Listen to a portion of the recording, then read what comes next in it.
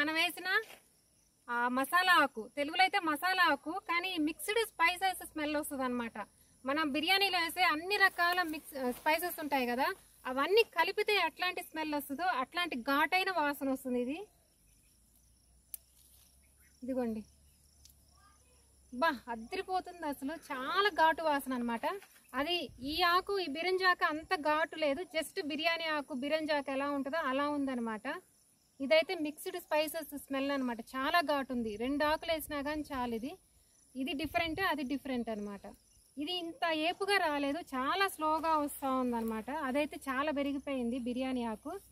ఈ mixed spices smell వచ్చే ఈ మసాలా ఆకు మాత్రం, మసాలా లీవ్స్ మాత్రం అంత స్పీడ్గా రావట్లేదు. మొక్క అయితే చాలా బాగుంది, ఫ్రెష్గా ఉందన్నమాట. ఆకులు చూడండి ఎంత, ప్రతి ఆకు ముదురు గ్రీన్ కలర్లో ఉంది. ఇది చిగుళ్ళు ఇలా బాగా వస్తున్నాయి.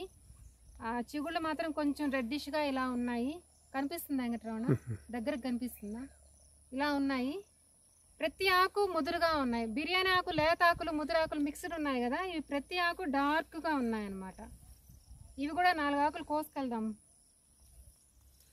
ఇప్పుడు అర్జెంటుగా కోసాం కాబట్టి బిర్యానీ చేయాలి రేపు. కింద ఆకులు వేస్తాం.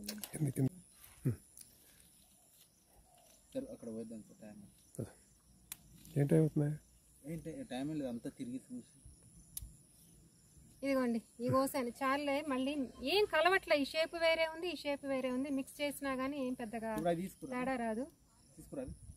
ఈ మొక్క కుండీలలో కూడా చాలా బాగా వస్తుందండి. ఎవరికైనా కొంచెం ప్లేస్ ఉండి కాస్త ఎండ వస్తుంది అనుకుంటే ఒక మొక్క తెచ్చేసుకున్నామంటే ఎప్పటికప్పుడు పచ్చాకులు కోసి కూరల్లో, బిర్యానీల్లో, చికెన్లలో, ఏ ఇంట్లో అయినా కానీ మసాలా కూరల్లో వేసుకొని చేసుకోవచ్చు అనమాట. మరైతే మీరు ఒక లైక్ కొట్టి సబ్స్క్రైబ్ చేసేళ్ళండి.